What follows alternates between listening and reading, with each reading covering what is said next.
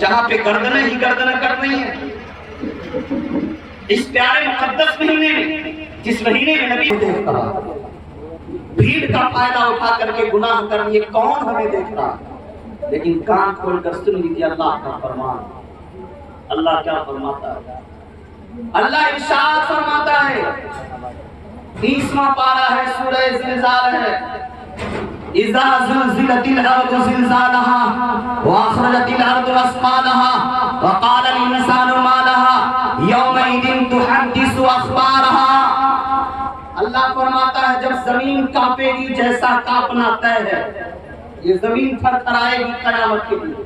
یہ زمین کانپے گی، یہ زمین ہلے گی. اذا زلزلت الارض زلزالها، زمین پر زلزلہ آ جائے، تھر تھرائے گی جیسا تھرتھرانا طے ہے. واخرجت الارض اثقالها، اور زمین اپنے بوجھ کو باہر پھینک دے گی. مطلب قبروں میں جتنے لوگ ہوں گے سب باہر آ جائیں گے. وقال الانسان ما لها، اس وقت انسان کہے گا اس زمین کو کیا ہو گیا جو اپنے بوجھ کو باہر پھینک رہی ہے، کانپ رہی ہے، ہل رہی ہے. اللہ فرماتا ہے یومئذ تحدث اخبارها، اس دن یہی زمین جہاں ہم بیٹھے ہیں، اس دن یہی زمین کیا کرے گی؟ اللہ فرما رہا تحدث اخبارها، ساری خبریں یہ زمین دے گی، ساری خبریں یہ زمین دے گی. اس زمین پر کس بندے نے کیا کیا کیا، کس لڑکے نے کیا کیا، کس لڑکی نے کیا کیا، کس انسان نے اس دھرتی پہ کیا کیا، یہ زمین کل قیامت کے دن بولتی ہوئی نظر آئے گی. ہم زمانے سے بچ کر گناہ کر سکتے ہیں، ماں باپ کی نظروں سے بچ کر گناہ کر سکتے ہیں، لیکن جس زمین پر ہم نے گناہ کیا ہے یہ زمین ہمیں دیکھ رہی ہے، یہ زمین ہمیں دیکھ رہی ہے. یومئذ تحدث اخبارها، یہ زمین اس دن خبریں دے گی.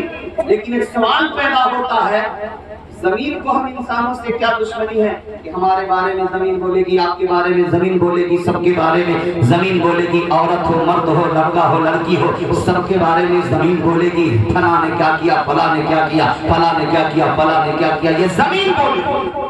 پھر زمین کو ہم سے دشمنی کیا؟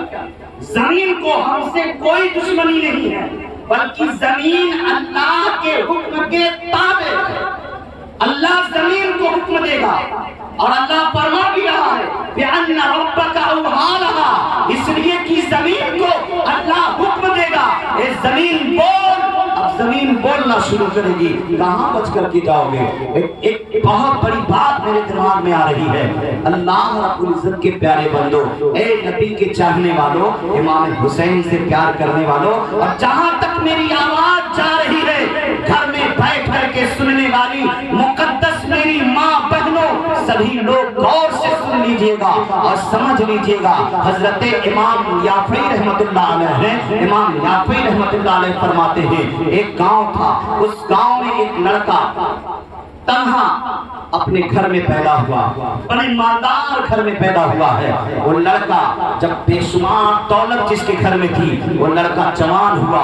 جب لڑکا جوان ہوا پورے علاقے میں اس کی خوبصورتی کا بھی چرچا تھا، اس کے دولت کا بھی چرچا تھا. اس پورے علاقے میں اس کی اتنی دولت کسی کے ہاں نہیں تھی. بڑے مالدار گھر کا لڑکا ہے، جوان ہو چکا ہے. ایک دن اپنے چھت پر ٹہل رہا تھا اور اسی کے گھر کے سامنے ایک اور گھر تھا جس گھر کے آنگن میں ایک جوان خوبصورت لڑکی ٹہل رہی تھی. اس نوجوان کی نگاہ اس لڑکی کے چہرے پہ پڑ گئی. چاند نکلا ہوا تھا، اس چاند کی روشنی میں اس لڑکی کا چہرہ مثل چاند دکھائی دے رہا تھا. بہت خوبصورت لڑکی تھی. جیسے اس مالدار لڑکے کی نگاہ اس لڑکی کے چہرے پہ پڑی ہے، وہ لڑکا اس کا دیوانہ ہو گیا، اس کے عشق کا مسحور ہو گیا ہے. اس لڑکی کے حسن کا جادو اس لڑکے کے دل پر اثر کر گیا ہے. لڑکا بالکل اس لڑکی کے عشق میں پاگل و دیوانہ ہو گیا ہے. اور لیکن سوچ رہا ہے اس لڑکی سے کیسے ملاقات ہو،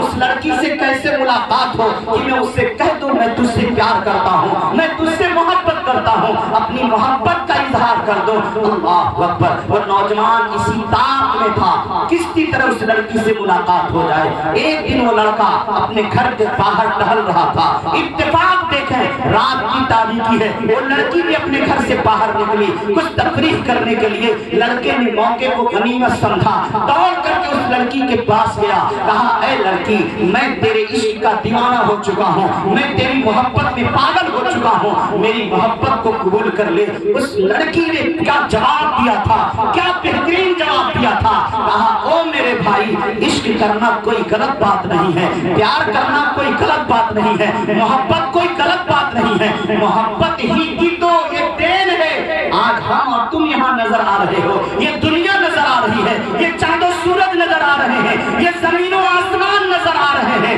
یہ محبت ہی تو ہے۔ کہا میں سمجھا نہیں، کہا یہ محبت ہی ہے۔ اللہ کو اپنے محبوب سے پیار تھا، اللہ نے چاہا میں پہچانا جاؤں تو اپنے محبوب کو محبت میں دنیا میں بھیجا، یہ محبت بھی ہے۔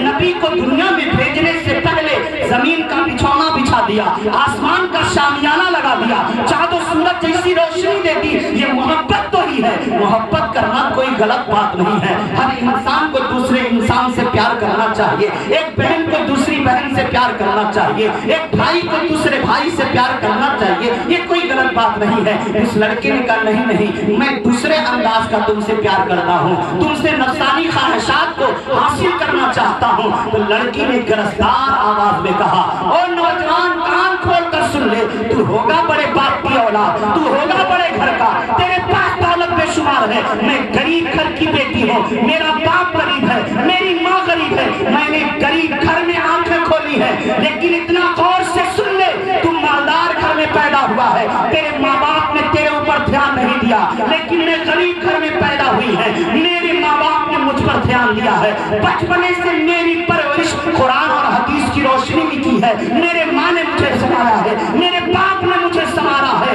اللہ کا خوف میرے دل میں بسایا ہے، نبی کی چاہت کو میرے سینے کے اندر اتارا ہے، اولیاء کرام کی محبتوں کو میرے سینے میں اتارا ہے، میں ایسی ویسی لڑکی نہیں ہوں، میرے آنکھوں میں اللہ کا خوف ہے، دل میں رسول اللہ کی محبت ہے، تو یہ چاہتا ہے اگر میں غلط راستے پہ جاؤں یہ قطعی کبھی بھی نہیں ہو سکتا، میں غلط راستے پہ نہیں جا سکتی، تو اپنے گھر جا، میں اپنے گھر جا رہی ہوں۔ یہ اس بچی نے اس لڑکے کو جواب دیا تھا اور یہی کہا تھا میرے ماں باپ نے میری پرورش قرآن اور احادیث کی روشنی میں کی ہے، مجھے شریعت کی روشنی میں پالا ہے، میں غلط راستے پہ نہیں جا سکتی۔ یہ کہہ کر کے وہ لڑکی اندر چلی گئی، وہ لڑکا مایوس ہو کر کے چلا گیا ہے۔ اب اس کے بعد کیا ہوتا ہے غور سے سنیے گا، اللہ اکبر۔ اس کے بعد وہ لڑکی چلی گئی، کچھ دن کے بعد اس لڑکی کی شادی ہو گئی ہے، شادی ہونے کے بعد وہ لڑکی 2 بچوں کی ماں بن گئی ہے۔ اتفاق دیکھیں غریب گھر کی تھی، غریب گھر میں شادی ہوئی ہے،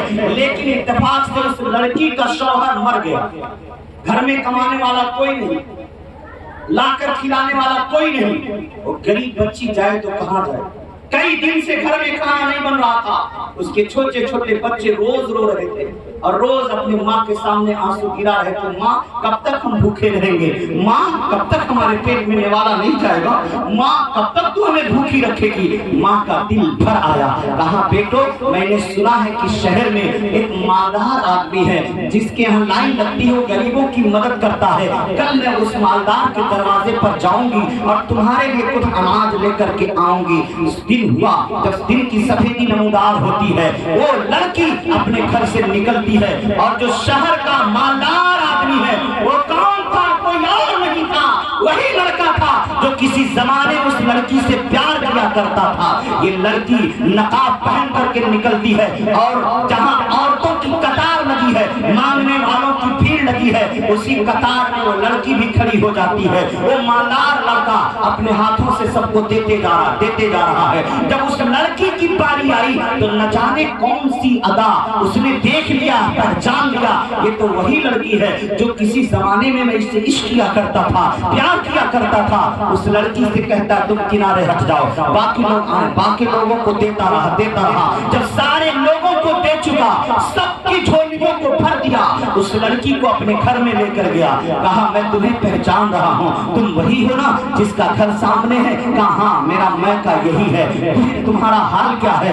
कहा मेरा हाल मत पूछो, मेरी शादी हो चुकी, मेरे 2 बच्चे हैं, लेकिन इत्तेफाक सूए किस्मत बदनसीबी मेरे शौहर का इंतकाल हो गया है। मेरे बच्चे भूख और प्यास के मारे बिलक रहे हैं। मुझे खबर मिली है गांव का, शहर का मालदार आदमी अनाज बांट रहा है, मैं अनाज लेने के लिए तेरे दरवाजे पर आ गई। वो लड़का कहता है, ऐ लड़की, आज भी मेरी वही बात है, अगर तू मुझे मेरी मोहब्बत को कबूल कर ले और जो मैं चाहता हूं वो तू कर ले, तुझे मैं दौलत पे इंतहा तेरे घर को दौलत से भर दूंगा। वो लड़की कहती है, मेरे बच्चे भूख के मारे तड़प तड़प के मर भी जाएं, तब भी मैं गुनाह के रास्ते पर नहीं जा सकती। आज तो थोड़ी थोड़ी बातों में